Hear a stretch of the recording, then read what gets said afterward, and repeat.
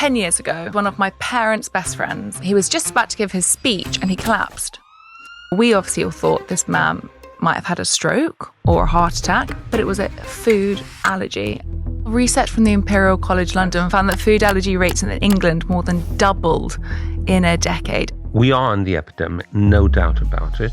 Professor Gideon Lack is a world-leading expert in pediatric allergy and a key figure in global allergy care. There's good evidence that the hygiene hypothesis explains the rise. The hygiene hypothesis developed that we were all too clean. And cleanliness comes in many forms: exposure to viruses, exposures to bacteria. Your LEAP study showed that introducing peanuts early can reduce the risk of a peanut allergy up to 85%. That's Correct. Completely striking. That's huge. In the UK alone, there's somewhere between 15 and 20,000 new cases of peanut allergy that would develop every year. We should be able to prevent about 14,000 cases of this. Millennials, that are people of my era, are much more health conscious environmentally of what they're putting into their body. Do you think that is problematic for a rise in food allergies? The result is people eat a lot of nuts. What does that mean in practice for the baby born into a vegan family? My advice is not to stop being a vegan, not to stop being a vegetarian, but just be aware of. We want to make sure these conversations get to as many people as possible. By following this show and leaving a review, you can help these conversations reach the people they need to. If you send a screenshot of your follow and review to @SarahAnnMacklin, I'll pick 3 of you to come down to the studio to meet me and the guest I'm interviewing and watch the recording live. In your email and message to me, don't forget to also let me know who you'd like to see on the show. Professor Gideon Lack. Call me Gideon. Call you Gideon. I love this from first terms. Welcome to Live Well, Be Well. It is a pleasure to have you on, and we have had such an outcry for a conversation on allergies. So I had to really hunt you down to get on, and I am so excited because I put out to my listeners yesterday what questions did they have, and I was overwhelmed with the responses. So this is a real need today. And as I was walking here this morning, I actually called my mum, and she's Generation X, and she said to me the opening question that I actually wanted to ask you, which is, are we in an allergy epidemic? Because it seems to be more common than ever now that people are suffering with allergies in general. And from thinking about the Generation X era, it was very uncommon, whereas today it seems very common that people are suffering with allergies. And I wanted to really start there. Why is this? Why are we suffering more, and are we in an epidemic? We are in an epidemic, no doubt about it. The epidemic can sort of be seen in 2 phases. The respiratory allergies, so particularly asthma, rhinitis, hay fever, but dust mite allergy.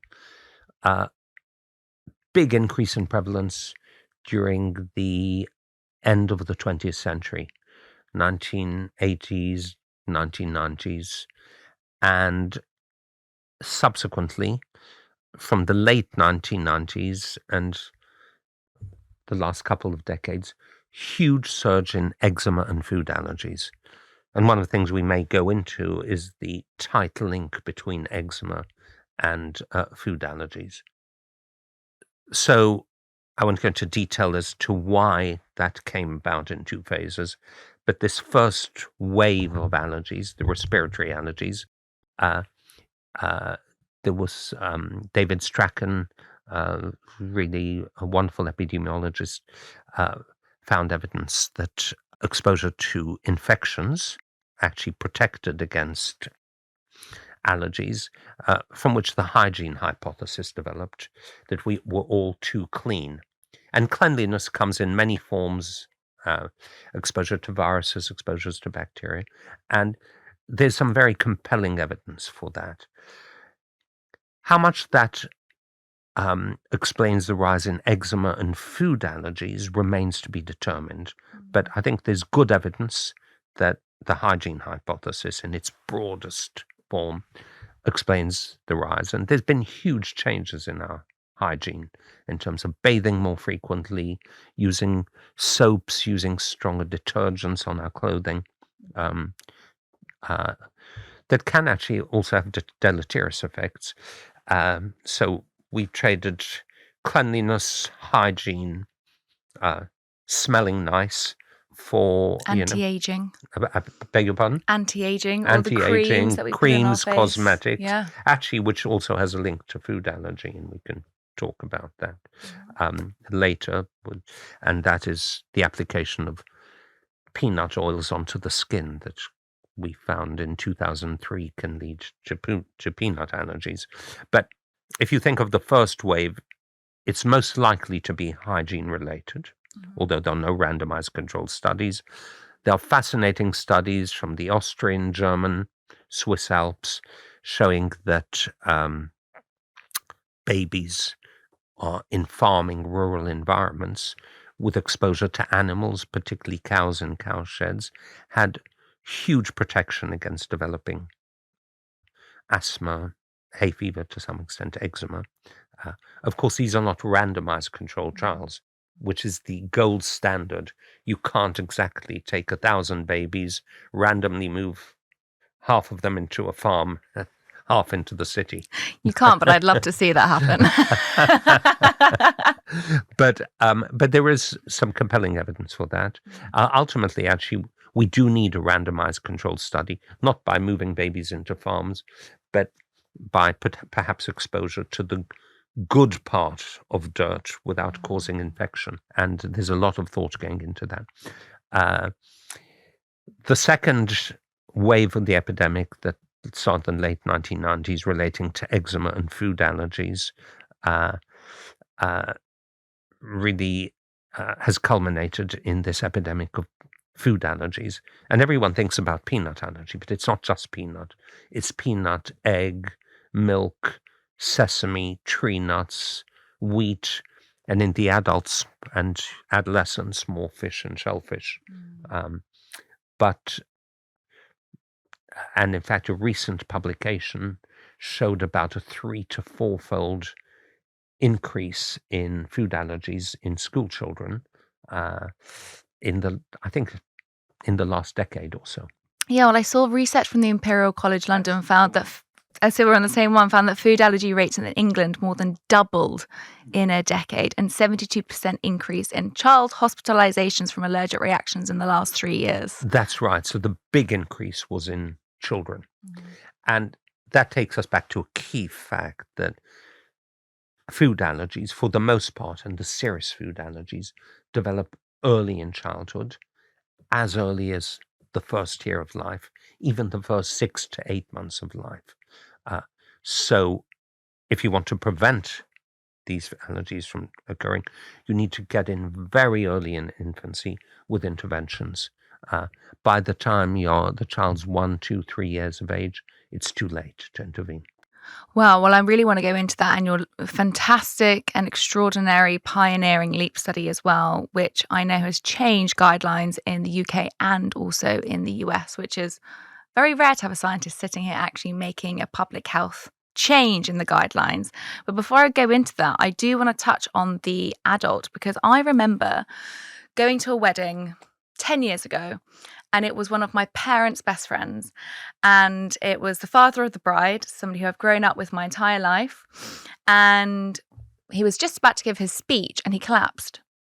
And he was probably 52 at this stage, so he's not a child, not an adolescent, and there was prawns in the starter, and it was a shellfish allergy. Now, we obviously all thought this man might have had a stroke or a heart attack because he just collapsed and he couldn't breathe. And you can imagine on the wedding day not knowing if he was going to survive. So the whole wedding went very quiet. And it wasn't until the next morning when we were at breakfast, knowing that he was stable, but it was a food allergy, a real allergic reaction. So this is a two kind of split question.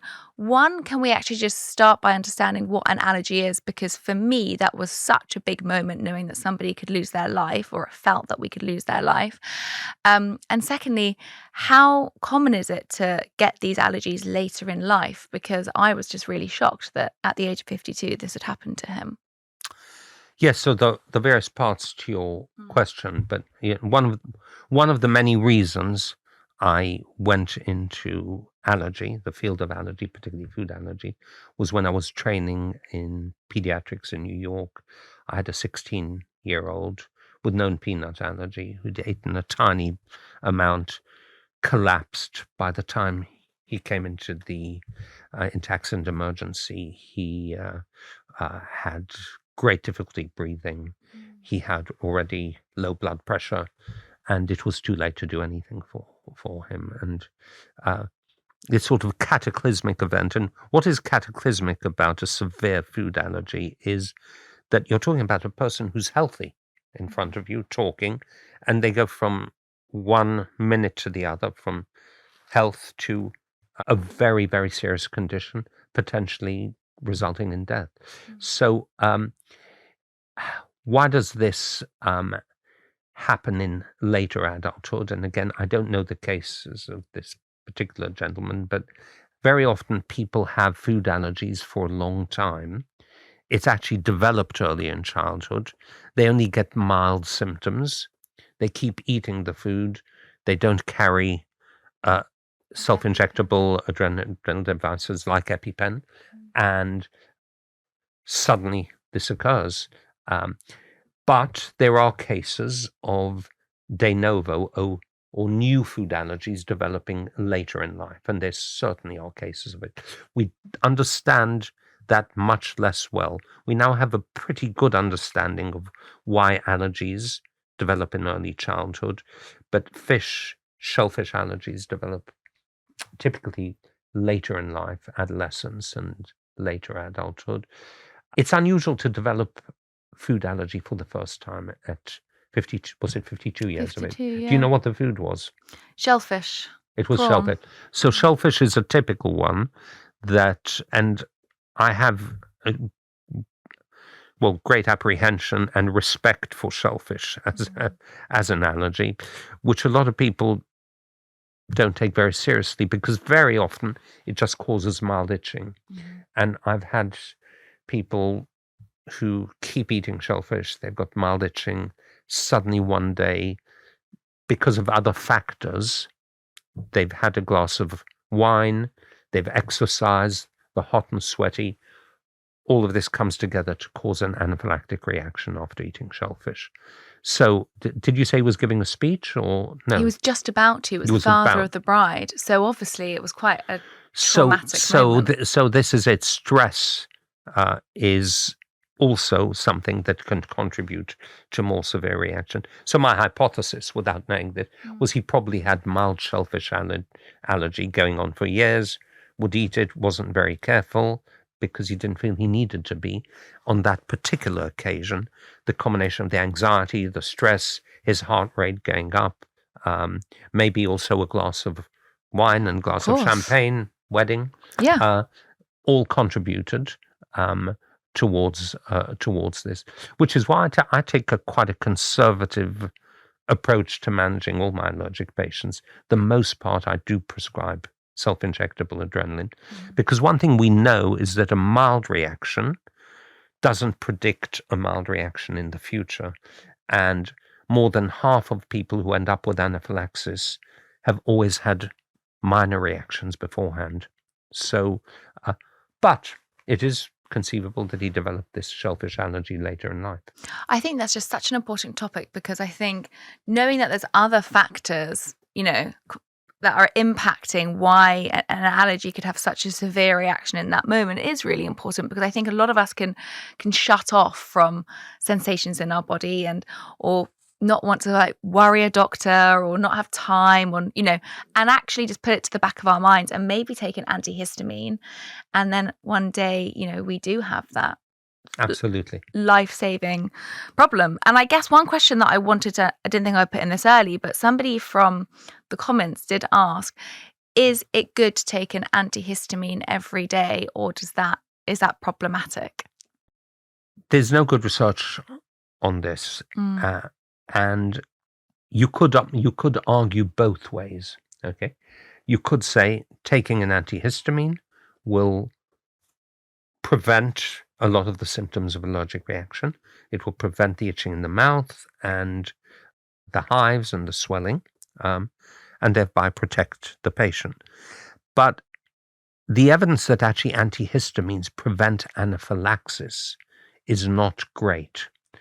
The counter argument is you take your antihistamine on a daily basis, you eat the shellfish or peanut in the food, you don't really notice it's there, you're not getting symptoms, you continue eating until you build up much higher levels of that allergic food protein in your bloodstream, and you suddenly suffer more severe anaphylactic reaction.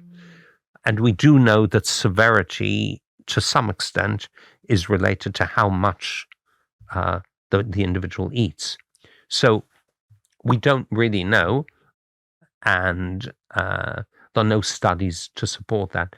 I tend to tell my patients to avoid. The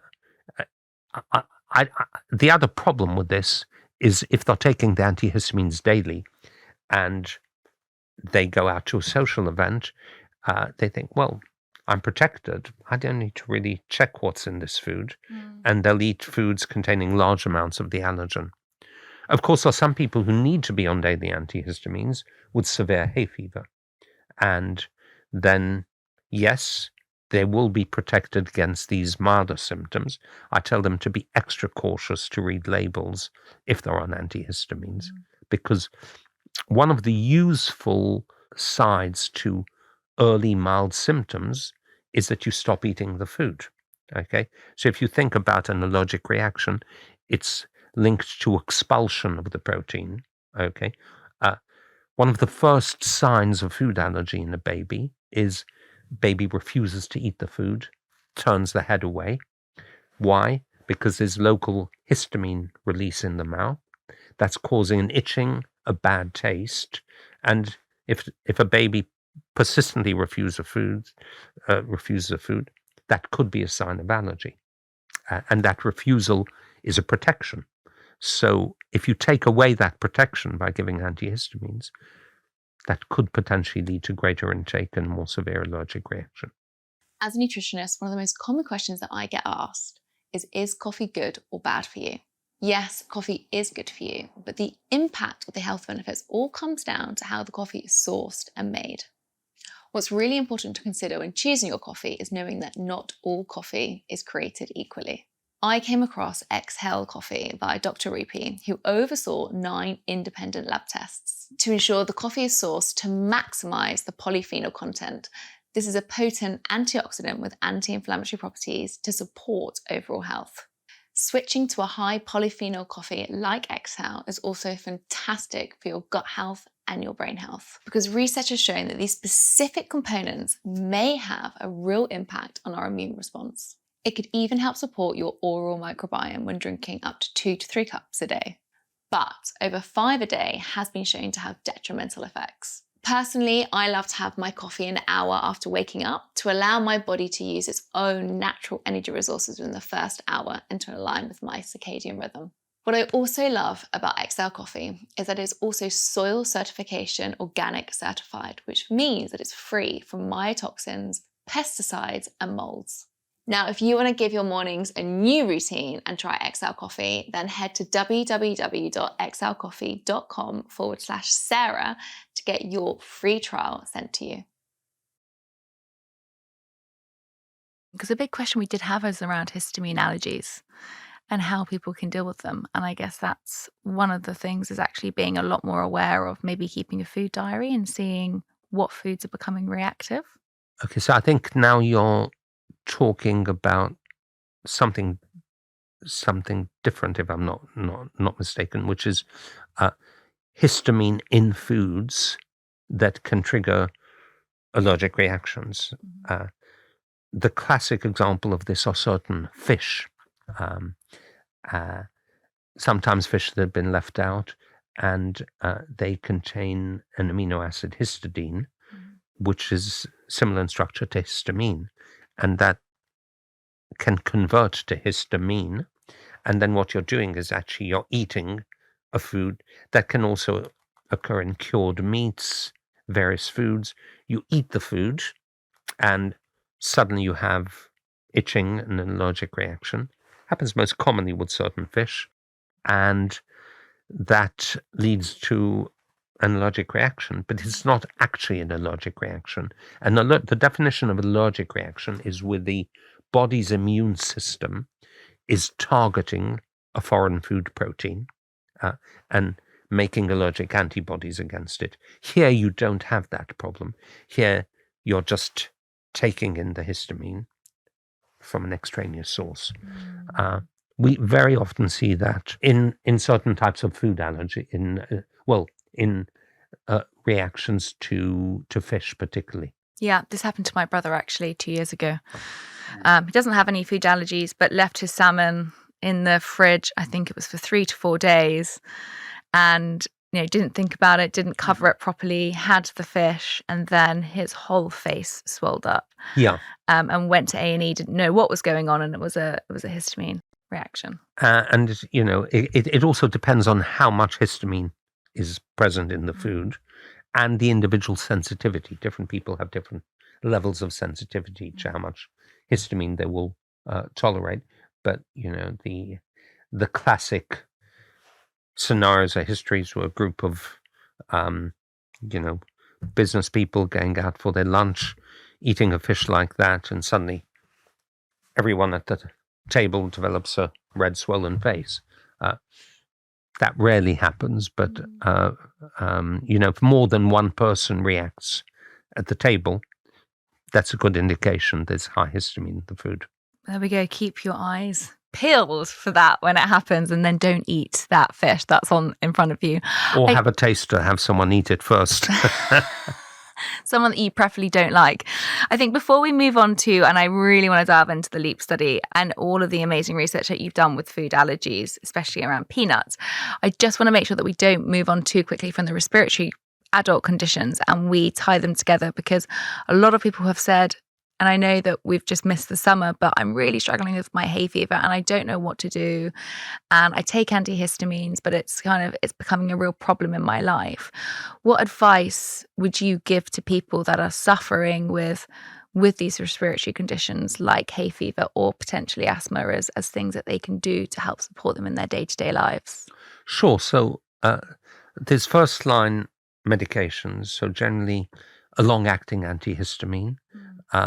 One that's generally not too sedating, because one of the problems about bad hay fever, it can cause disrupted sleep and fatigue, lack of concentration during the day. Though I don't see any signs of that in you, but of course we're not in the hay fever season.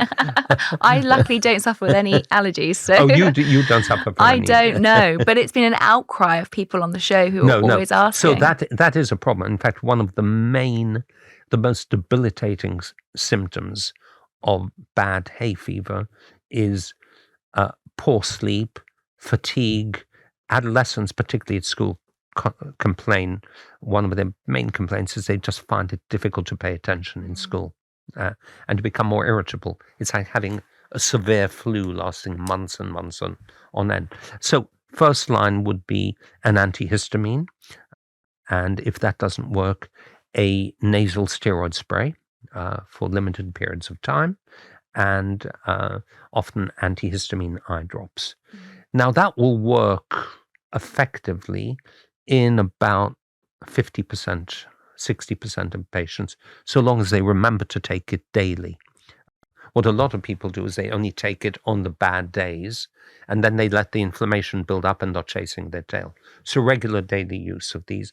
Then there's practical tips, for example, washing their hair at night, because their hair collects a lot of pollens in the spring and summer, and then they get it onto their bedclothes, their pillowcases, and inhale it in during the course of the night. So not leaving your clothes to hang out to dry.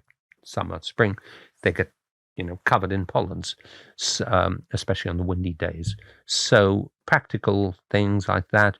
Wearing glasses to some extent protects the conjunctiva, the eyes, from being exposed. Those are limited measures. They work for a lot of people.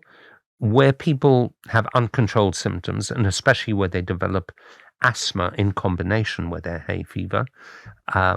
Immunotherapy is really a good way to go. Immunotherapy, so you've got two approaches to allergies. You've got hay fever,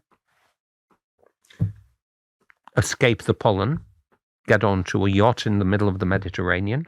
That's not really realistic for most people. You can't spend the summers there. Some people actually will go to the coast for a weekend where there's just offshore breezes. Pollen counts are lower, less pollen, feel better. But again, that's not really a solution. The opposite approach to avoidance, and that's something that you will talk about in the context of food allergy, is exposure. And we've known about this for many years.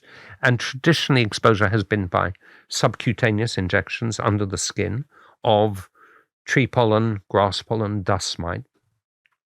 And by dint of regular exposure at regular intervals over approximately a 3-year period, the body becomes accustomed to the allergy, to the allergen, stops rejecting the pollens, and the inflammation dies down, the sneezing. That can be extremely effective, and effective even beyond the course of treatment for a number of years.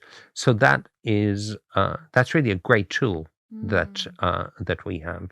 I'm so excited to share something that has been a game changer for my business. As a nutritionist and a health professional, having an online presence that truly represents my brand is crucial. I built my website on Squarespace nearly 10 years ago now, and I'm so excited to partner with Squarespace and share with you the all-in-one platform that helps entrepreneurs and health professionals like us thrive online. Now, when I started to think about building my website, I was a bit overwhelmed.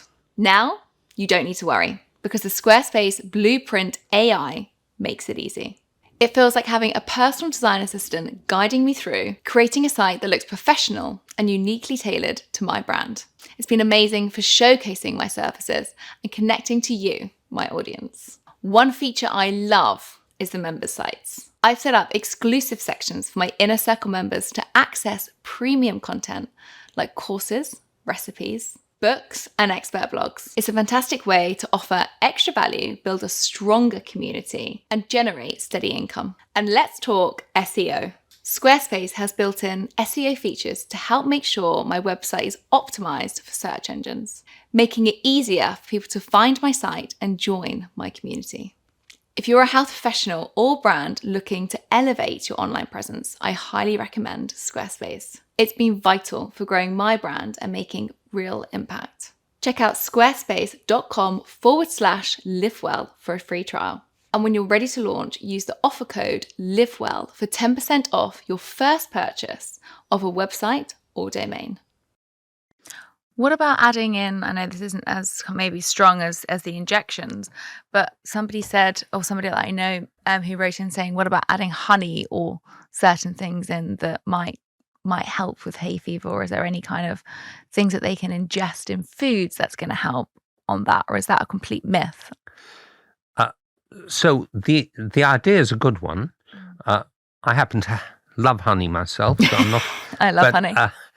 But, and again, this is where we get into quantities. So most biological processes follow what we call a dose response curve. The more you give of the treatment, the more it works, of course, up until you start to reach toxicity and side effects, which you don't want, so you need to find the right balance. The honey is a great idea. The problem there is the levels of pollen are too low, way too low.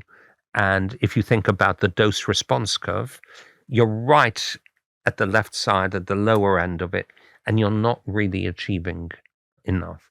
And in fact, there were studies many years ago, 50, 60, 70, 80 years ago, using very, very low dose immunotherapy. And this can be done by injection or just giving it as a tablet or liquid under the tongue, and you absorb it directly. And this is a dose-related process. So honey, unless maybe you're eating bucketfuls of honey, which might not be I hope they're too not. good. As a nutritionist, I'm That might be not not too good an advising. idea, not something I would recommend. But no good evidence that it works. Okay. The idea is a sound one. Yes. But it just, would be a bit like saying, let's give a vaccine, let's give a COVID vaccine, but let's give 1/100th of the dose, the protective dose.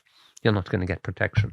Yeah, well, I think that's going to be really helpful for some people that might be thinking it could be helping and then feel very frustrated if it doesn't. So setting that straight is actually really helpful. But there are other ways. So as you just said, there's the immunotherapy way where people can go and get an injection over 3 years. So there are methods, but maybe the honey one's not the most. They are, and they're pretty straightforward. And more, although subcutaneous injection immunotherapy is excellent, sublingual immunotherapy, which is easy because families don't need to come in every month for an injection.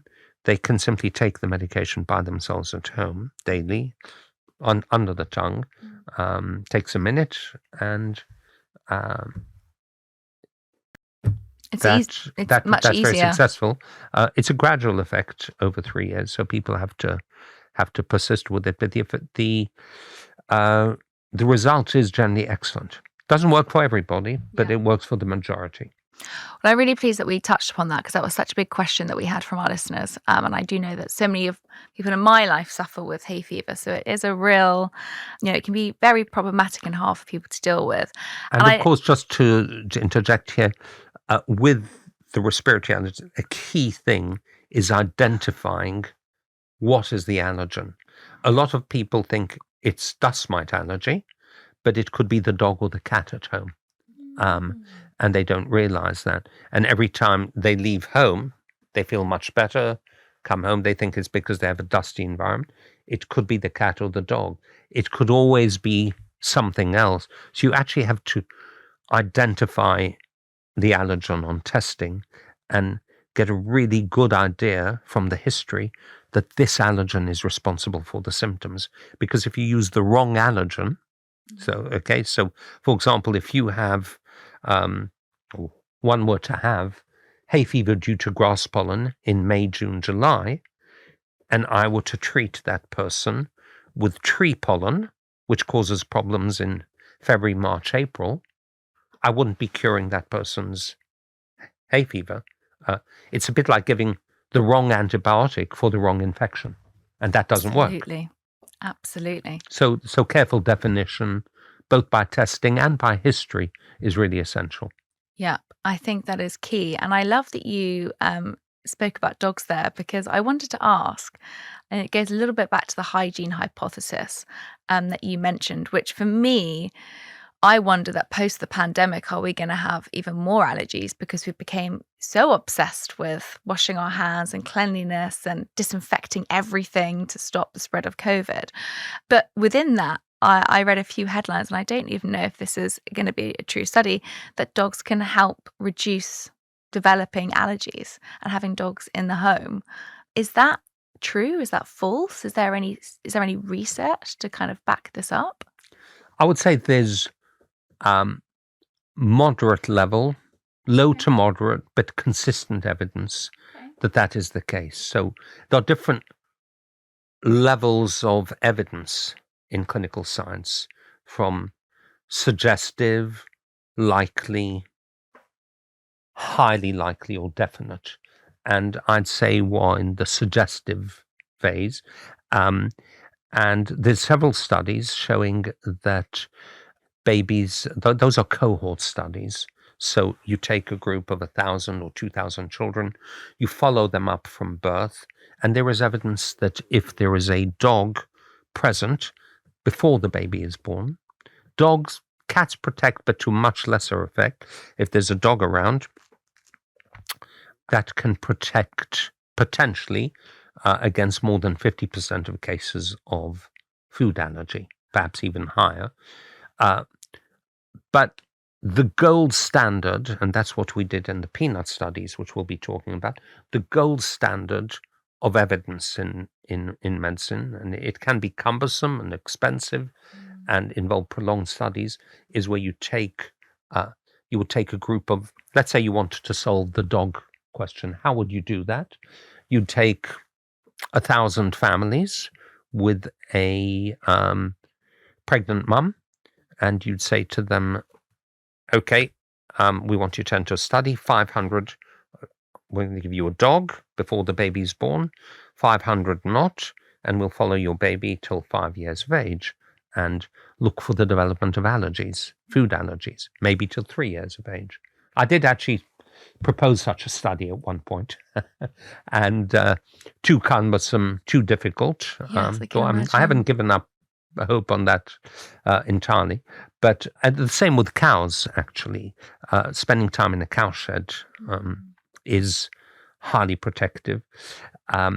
Problem is, all of this brings in confounding factors. Yes. So if you have a dog, families spend more time outdoors, walking the dog, greater exposure to sunlight, vitamin D, potentially protects against allergies. So all these observational studies have their flaws. Yes. Because you're not just changing one thing. One you're variable. changing many variables simultaneously. But I do think at the hygiene hypothesis, dogs, animal exposure does have great potential. Well, I'm thinking there about, so much about getting back in the dirt again, and not being afraid of putting a bit of dirt in a child's mouth and getting our hands a bit mucky from time to time and, connecting with those living organisms, because I think, there is a fear now that we're becoming too cleanliness. And, if you're thinking about the gels that we put on our hands all the time and constantly taking away germs, there does seem to be, from a bit of this conversation, that is becoming quite detrimental. Fear is one of the big causes of allergies in general, and food allergies specifically, I would say.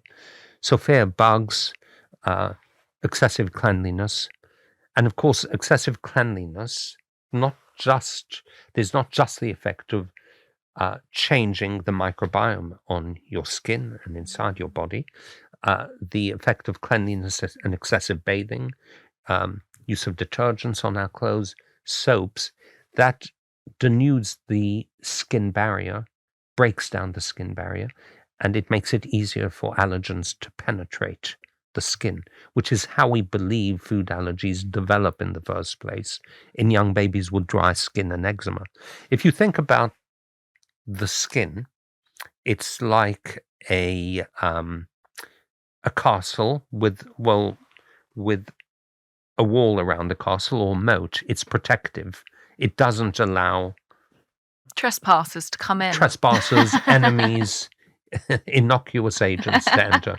That it's probably that it's in many old. I remember when I first studied medicine. I remember the sentence in a book: the skin is the largest part of the immune system. It's a protective barrier against invaders, especially against parasitic invaders. Mm-hmm. A lot of helminths like to burrow their way into the skin, and when parasites enter the skin, the body's response is to make IgE molecules. IgE is allergic antibodies, and what they do is they expel these allergens. The idea is to expel and repel the invading parasites. Mm-hmm. If a baby has dry skin, broken down eczema, broken down skin and early eczema or even advanced eczema in the first year of life, the skin barrier is broken down. The enemy can invade. There are lots of holes, microscopic holes in the skin. And what we find is these food proteins, the mother, the father's making scrambled eggs, eating it for breakfast, of course not giving it to the baby yet because that might be dangerous and might cause food allergies, which is flawed thinking, by the way. But I'm going to get into that. But we'll get into that. But exposure through the skin will actually cause the immune system to see potentially an invading pathogen, parasite. It mounts these allergic antibodies. Next time, when the baby's 8 or 9 months and has scrambled egg for the first time, sneezes it out, vomits it out.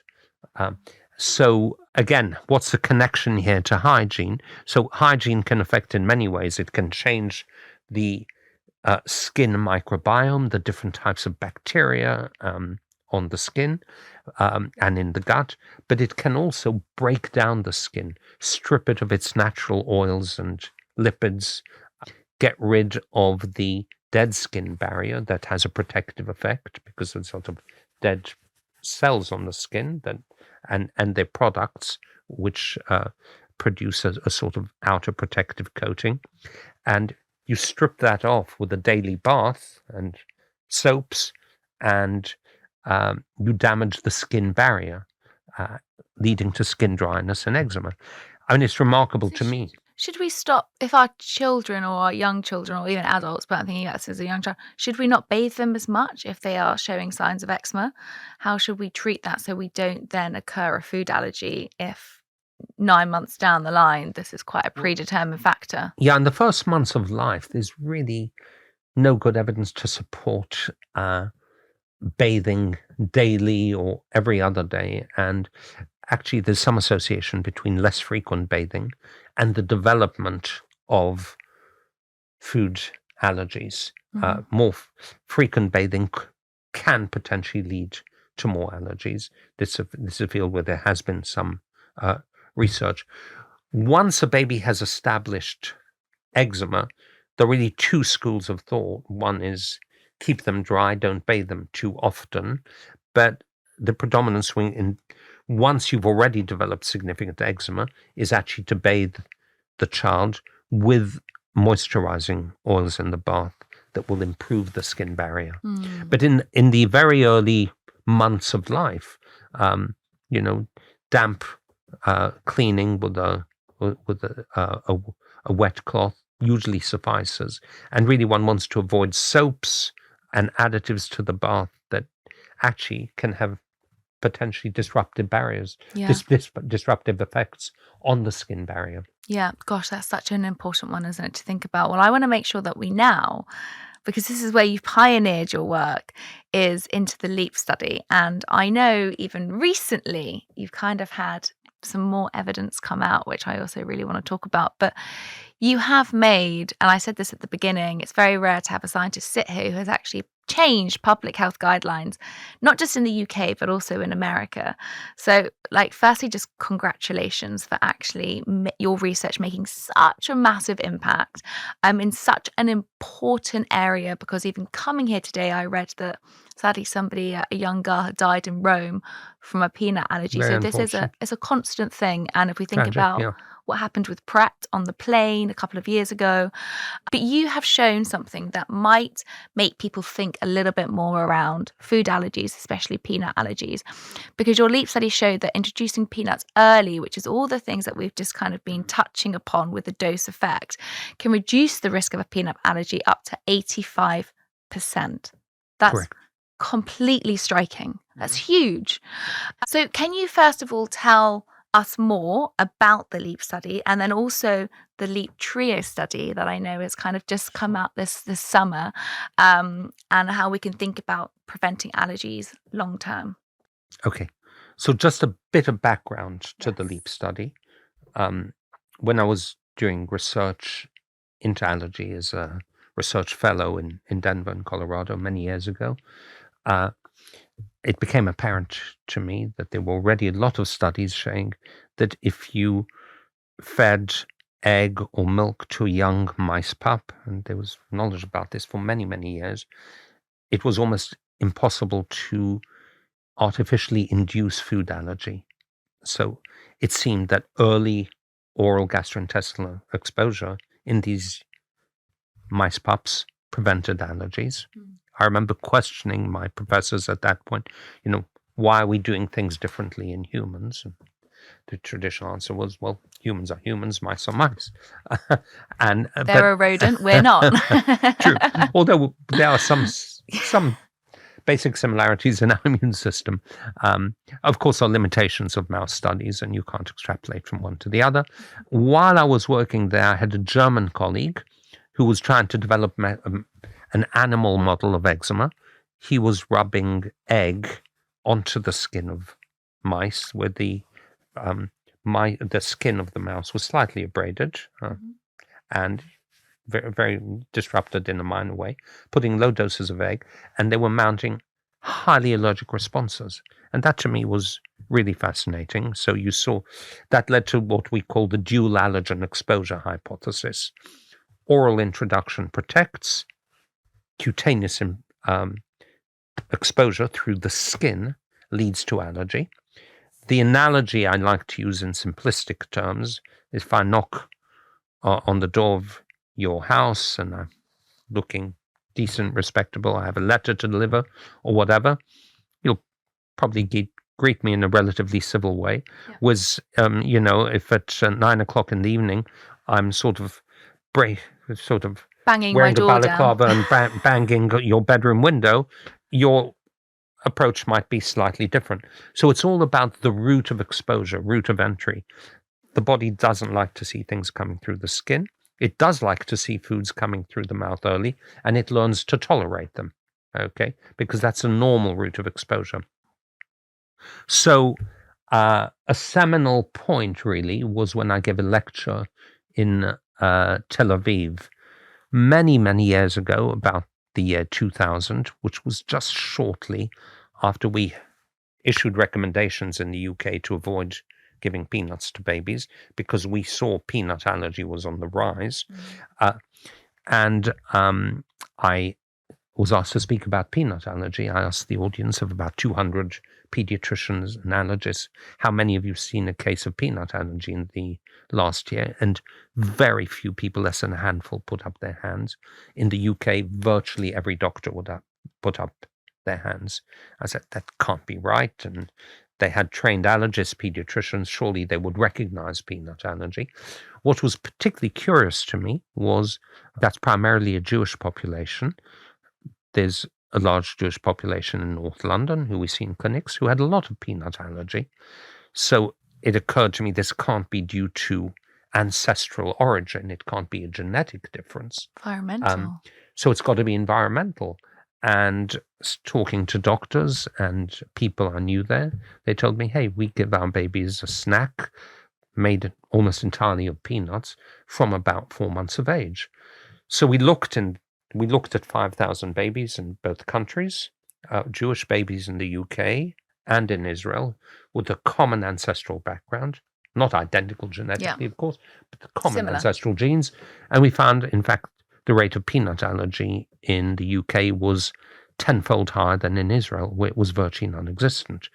And we also found that Israeli infants were eating large amounts of peanut from 4 to 7 months of age, significant amounts of peanuts, about 2 teaspoons worth of peanut butter a week. They were eating it in a different form. And we had recommendations at the time that were saying, avoid peanuts in babies. So that provided real basis and justification for doing the LEAP study.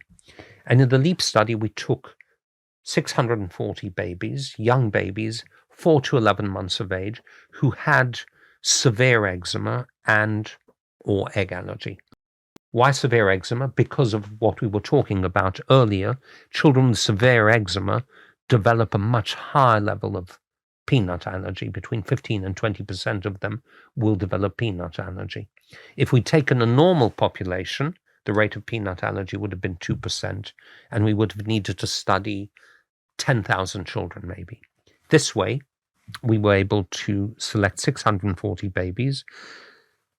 By flip of a coin, essentially, 320 were randomized to the standard guidelines, which was avoiding peanuts, and we asked them to avoid peanuts for the first 5 years of life.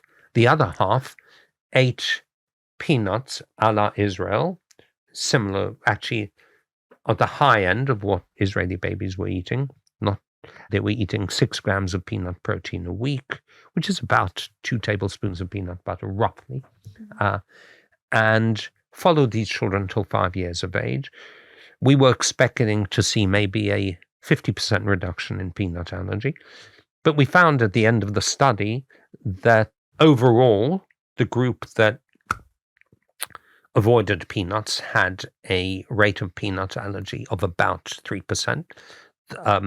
14%. The group that ate peanut allergy had a rate of peanut allergy of about 3%. That represented about an 86% reduction in the rate of peanut allergy. And the evidence was so strong and so statistically significant that this could not be due to chance. Since that's been replicated in a large European Scandinavian study, very, very similar findings. So, and in fact, peanut allergy is growing all over the world. People used to think it's just an English, American, Canadian, Australian problem. It's actually becoming a pan-European problem, and it's increasing in other parts of the world. So if you think about it, in the UK alone, there's somewhere between 15 and 20,000 new cases of peanut allergy that would develop every year. We should be able to prevent about 14,000 cases of this. Over 10 years, that's 140,000. And as you said right at the opening of our conversation, guidelines have changed. Actually, the Australians were very, together with the Americans, were the most proactive in introducing these guidelines. But it's one thing writing guidelines and specialists publishing. It's another about disseminating the knowledge and putting it into practice and overcoming the parental fear of giving peanuts to their babies. So in practice, it's actually proving to be more of a challenge. We know that in Israel, or in actually certain countries in Africa where peanuts are introduced very early, it's done naturally. Parents don't think about it. It's not a problem, and it works. Shifting the way we think about food allergies is difficult. And we've already, I think, over the last 30 years, indoctrinated the population. I think unintentionally, of course, medical profession, specialist profession, including myself, because I was giving this incorrect advice, have inculcated into patients that avoidance is the best thing. And it's very hard to suddenly do a U-turn. So can I ask, though, those guidelines for people that are listening, from 4 months, would you say, to introduce 2 tablespoons of peanuts into a child's diet? Yes, I would say from 4 months. One first wants to make sure the baby can swallow solids easy. We usually start with pureed fruits and vegetables, but once the baby's enjoying that for 5 to 7 days, you can then mix in to the food peanut butter. 1 tablespoon is probably enough. 2 tablespoons is ideal, but not every baby will tolerate that. And you can't give it in one go, by the way. It's frequent, smaller amounts, totaling at least 1 tablespoon, which is about 3 teaspoons of peanut butter equivalent a week. There are also peanut puffs one can get. Of course, we have the problem of tree nuts as well: cashew, pistachio, walnut, pecan. And interesting, initially I decided not to go down the commercial route, but I was convinced by parents of children with allergic families who wanted to start up a product to give babies, and this is actually only in the US, where we mix all the nuts in a pack in puffs and give all the puffs together very early on in life to actually prevent the development of multiple nut allergies. And like this Israeli snack bamba, it dissolves on the tongue, so it's very easy for babies to take. But it is quite an ask to ask babies to have peanut and all the other nuts very early on together, and it is feasible. It takes some persistence, but peanut is probably the leading nut allergy, although strictly peanut is not a nut, but let's leave that aside. And about 1 teaspoon 3 times a week should confer a high level of protection. It needs to be mixed with banana, express breast milk, etc. And one of the things I'd just like to emphasize is I say introduce 3 to 4 months in babies with eczema or dry skin, and before 6 months or by 6 months of age in babies with normal skin. Because if you've got dry skin or eczema, this develops much earlier, actually. I think we're definitely going to have to get you back on to talk about this a lot more. And one thing I want to make sure that I do just mention before we wrap up the show is people now are, especially millennials, people of my era, are much more aware of the food that they're eating. They're much more health conscious environmentally of what they're putting into their body. Plant-based diets are advocated a lot, and that is also sometimes transferred from the mother into how they're bringing up their child. So not having any milk or not having any meat from a young age. Do you think that is problematic for a rise in food allergies? And should we not be approaching how we're bringing up our children in that sense? And should we actually be exposing them to everything, even if ourselves we feel very strong around being plant-based? Because I think that's, from what I'm hearing, actually restriction of foods is causing a huge plethora of problems. Yeah. So the good news is that typically meat doesn't cause food allergies. Fish can, of course, and shellfish can. Eggs and milk, which vegans would not introduce, can. So herein lies the problem. There's nothing, I mean, I think vegan, I'm not going to criticize vegetarian or vegan diets. And, some of them are very important to people for cultural and religious reasons. The issue is that with the increase in veganism, which may be a very healthy diet for all I know, and I wouldn't pretend to be an expert about the health aspects of veganism, but the result is people eat a lot of nuts, and they eat a lot of nut butters, and we've seen an increase, an explosion in the availability of nut butters and nuts, which are actually really healthy foods. They are cardioprotective against heart disease down the line, part of the Mediterranean diet. But what does that mean in practice for the baby born into a vegan family? The whole family is eating walnuts, pecans, cashew, peanuts, sesame, legumes. And what are we doing? The baby is being exclusively breastfed till 6 months of life. The baby with eczema is being plastered in all these nut butters as the parents touch the baby. That's a recipe for multiple food allergies. And I do see this more in vegan and vegetarian families where nuts and nut butters are a more important part of their diet because they've got to find the protein somewhere. Yes.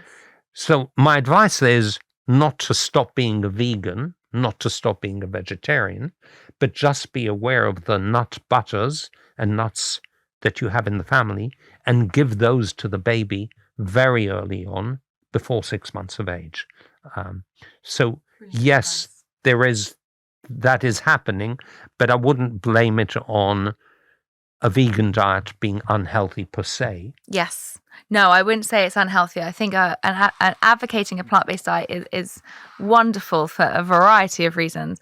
But it's an interesting conversation after hearing around the restriction of certain foods in infants and baby years. Of what you're saying is maybe an interesting discussion for people to think about of how they're approaching it with their children. Yeah, and it can be actually a difficult one for parents because even if the child isn't exposed to egg or milk at home in a vegan family, they will be at school or at nurseries, and they may be exposed that way.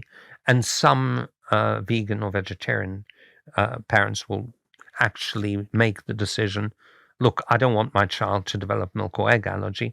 I'm going to give them milk and egg regularly for the first few years of life, starting in early infancy, and then adopt the vegan or vegetarian way of life if we're talking about other foods. Amazing. Well, Gideon, thank you so much. I know we need to come back on and do another conversation around this with the gut microbiome. My last question, if you can answer it in one line, which I ask all my guests, is what does live well, be well mean to you? It means get the right balance, whatever that means to the individual, because that means different things. Play and work, and follow your intuitions. Fantastic. Gideon, thank you so much. Thank you for all the work you've done in pioneering such an important area of research science and changing guidelines. And we will definitely have to get you back on to talk more about this more in depth. Thank you very much for allowing me to talk about my research. Well, it's been an absolute pleasure. Thank you.